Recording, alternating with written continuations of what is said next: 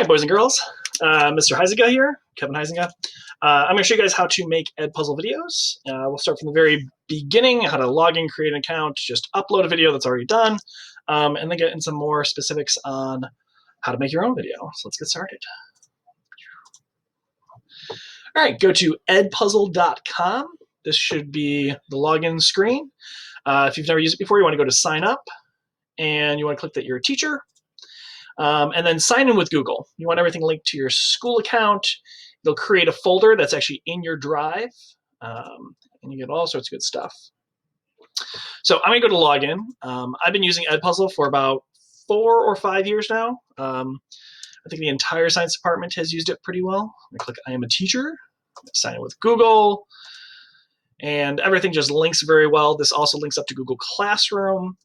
That way you can get all your classes imported very easily. And this is your home screen. So home screen, if you used it before, it's going to take you to your content, my content. And these are the 3 classes I've used it for. So I've used it for chemistry, AP biology, and AP environmental. I try to stay fairly organized. So as I go into these, I have lots of different stuff that I've found or used over the years. And some of the stuff's completely optional. So like my balancing part 1, 2, and 3, these were just additional videos for kids that weren't here or completely lost or just needed extra time at tutoring or extra help. So let's start with the easiest. So let's start with just stealing a video from somebody else. So on the left here, you have popular channels. And if you go to Edpuzzle, lots of stuff will pop up. These are usually just what is the most popular things that people have been searching for. But up here, whatever you like. I'm going to do, let's do food webs. I type in food webs and tons of stuff because I'm clicked on Edpuzzle pops up in here. I like to start with the Edpuzzle videos because it has questions that other people have already thrown into here. So you'll always see how long the video is, along with the amount of time it takes. So this is a 3-minute video, and there's 6 questions. So let's just say you want to preview it and take a look and see what it is. I think you guys can't hear that. I have all the sound going through my headphones. At least I don't think you can. But you can watch the video, and you can click and see kind of what kind of questions this person has put into there. And right here, you have a multiple choice question. The arrow points to consumer, predator, plant. So we could click one, we could hit submit, and just like the students would get, it's going to tell you if you get it right or wrong. All right, so a few things about answering questions on here. So as we can see, right now I'm going to go to skip. Let's say if the student didn't know the answer to that, you would want them to go to rewatch. And it would back it up. It would back it up to wherever they last left off a little bit, and they should be able to figure out and find the answer into there, okay? So a few things, like let's just say if I liked this Edpuzzle, I can easily go over here. It's kind of blocked by my screen, but you can edit it, you could copy it, you could assign it. So if I wanted to just assign it to one of my classes as is, I could say, all right, here you guys go. And there's a few options that we can do in here. So start date will always be today. You could do a due date, you don't have to. I use due dates when I'm telling them it is for a grade. If there is no due date, it's an optional extra credit thing, or it's in place of something that kids weren't here for if they missed a day of school. But yeah, we could just say that that's due tomorrow, and you can set it specifically exactly what time you want it turned in at. And then just lets you know they can still turn it in after it, even if they've passed the due date. It just lets you know like this was submitted late.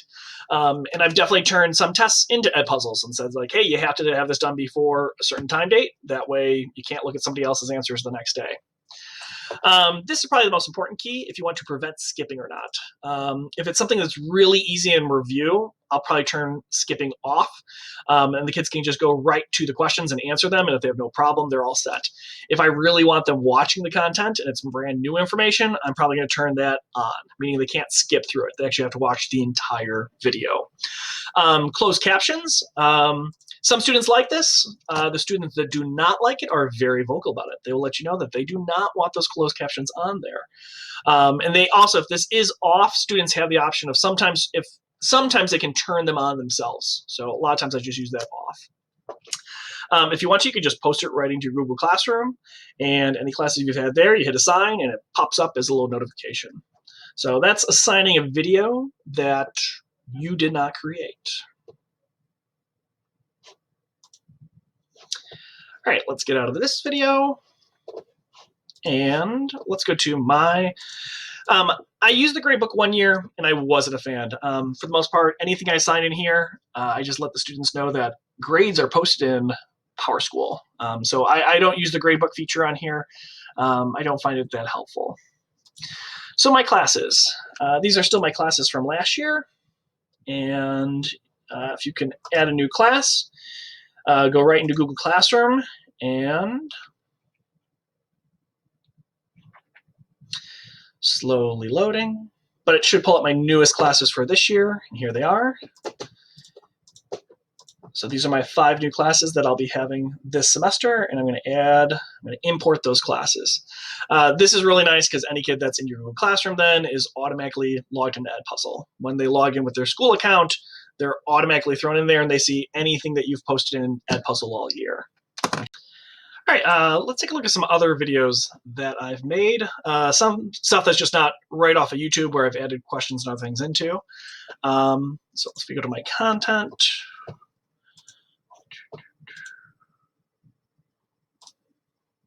I'm going to share this entire video, guys, with you, but here's one where I'm doing an entire zinc hydrochloric acid reaction. Okay, it's 4 minutes and 24 seconds, and there's 17 questions. That's a lot of questions for only a 4-minute video. This was basically used as a review that went over all sorts of stuff. Okay, all right, so here it is. Currently, I cannot edit it. Okay, and the reason why is because I've assigned this to you guys. Okay, once you assign it to class, you can't go back and edit it. If you wanted for some reason to make some modifications and then assign it to a different class, you would simply go to duplicate, copies it, and then let's go to watch it. And now I'm able to edit it. So now I have 2 copies of the same video. So as I go to edit, here's my video. I don't know if you can hear that or not, but I'm calling everyone nerds. And you can basically see me move across the screen. It's my whiteboard, and I'm doing a lab as we go through it.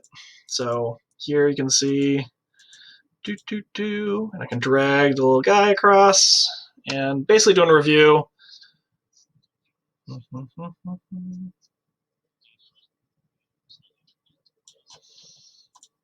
And I can take a look at some of the questions I have in here. Okay, so this is an open-ended question. What safety precautions am I taking? Okay, I could add another question. So multiple choice questions. I can do an open-ended question like this currently one is. I can also just do a note. Okay, so if we take a look at some, I like to use a various amounts of different ones. So what are the two reactants in the equation? And right now, since I'm in the editing mode, it's going to show me what I've selected as the answer to that. Okay. What's the molarity or molar concentration? Google it now if you're unsure.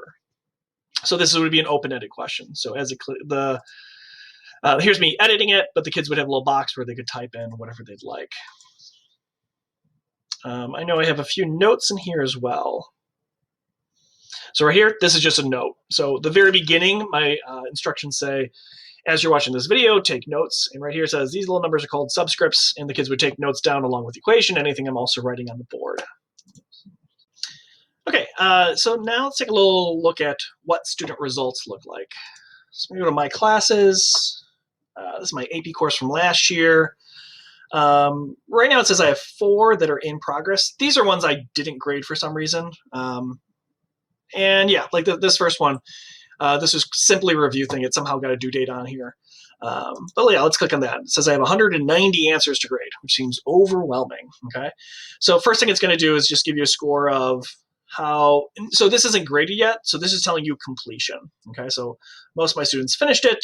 Sometimes they don't get to the very end, and it also tells you who watched it last. So if you've already graded a whole bunch of stuff, you can see who either never got to it. Okay, and let's go to those 190 answers we need to grade.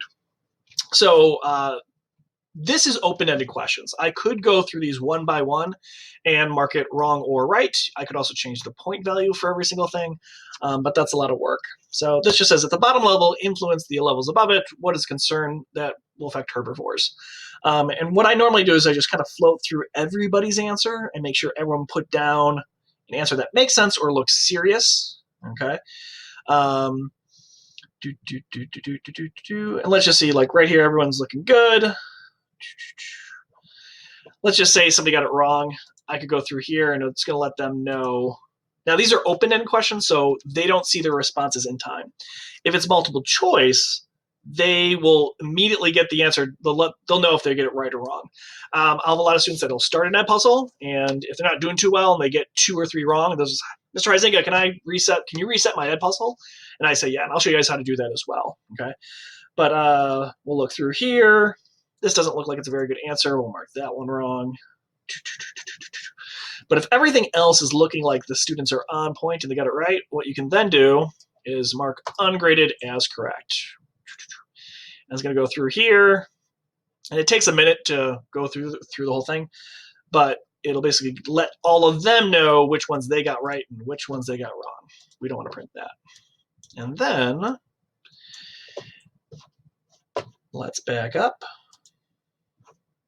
So yeah, it's going through these 110 responses, but then after that, we can see how everybody did on those questions. So let's go to one that's already graded. So let's look at renewable energy. So I can go to individual questions.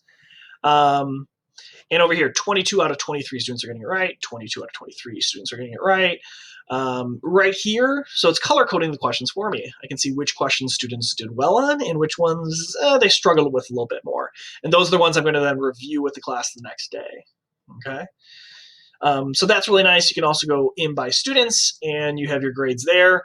Normally this is what I would just import into Google Classroom. But yeah, this one was renewable energy, was an intro video. So it was telling them all the answers before they watched it. So they did pretty well. There's only 1 or 2 questions where they were going back and using previous information. But yeah, so if I have a kid that was not happy with their score and they did not like what they got on it, I can go over here and I can reset their progress. Careful doing that, because if you do, like, it does reset it and they can no longer see their past answers that they've done. So if I just hit reset, it basically will say, gives you a little warning sign, hit yes, reset, and that person, it'll then show that they haven't then completed that video yet. Okay. So I've sometimes put in previous grades and given students the option if they want to go back and earn a higher grade. So, this person got a 7 out of 10 points. I'll put that grade in. If they want me to reset it, I can. And if they have the option, they just need to let me know if they ended up going back and using it as, before a test or a quiz for review.